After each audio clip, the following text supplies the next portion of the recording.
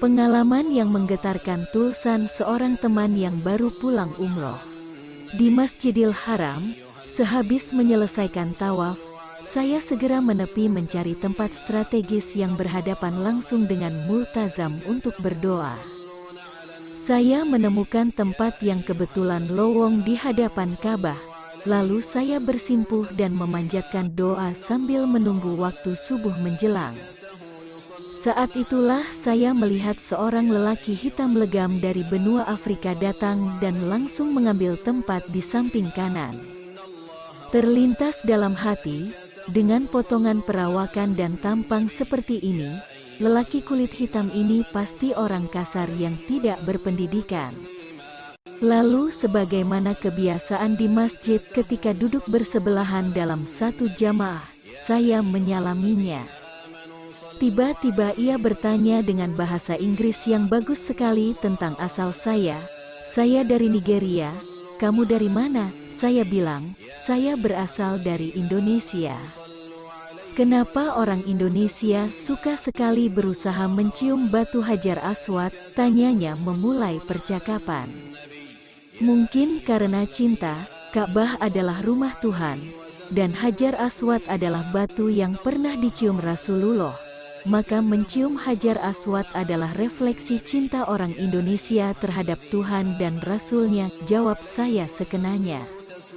Apakah orang Indonesia juga bertingkah laku seperti itu terhadap cinta Allah SWT yang dianugerahkan kepada mereka, katanya. Maksud Anda, cinta Allah SWT seperti apa yang dianugerahkan kepada kami, jawab saya dengan bingung.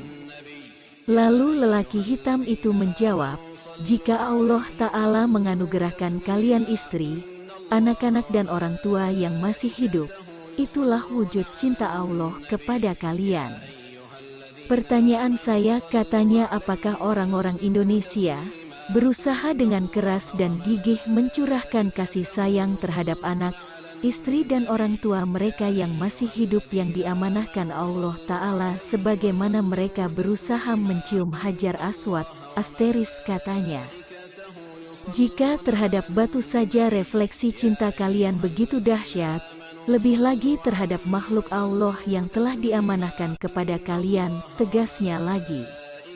Saya tercekat, hilang akal dan tak mampu berkata lagi.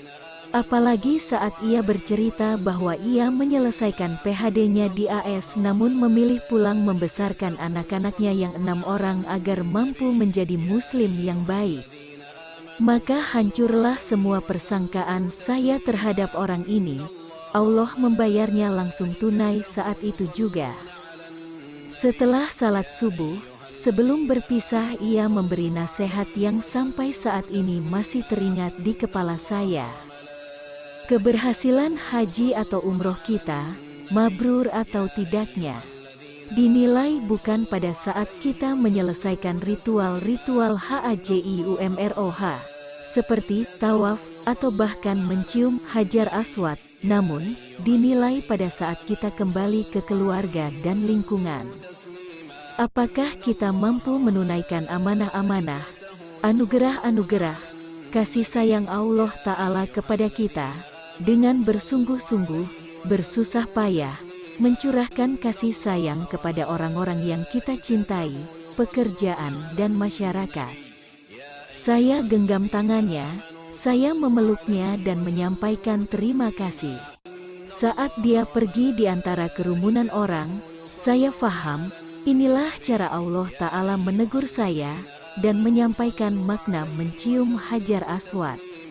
Oleh karena itu mari kita bersama belajar untuk menjadikan orang tua kita, istri, anak-anak, saudara-saudara serta sahabat del sebagai ladang amal ibadah kita, dan bukan merupakan sumber gosip atau ladang osa-osa kita. Allah SWT berfirman, dan sembahlah Allah dan janganlah kamu mempersekutukannya dengan sesuatu apapun, dan berbuat baiklah kepada kedua orang tua, karib kerabat, anak-anak yatim, orang-orang miskin, tetangga dekat dan tetangga jauh, teman sejawat, ibnu sabil, dan hamba sahaya yang kamu miliki. Sungguh, Allah tidak menyukai orang yang sombong dan membanggakan diri.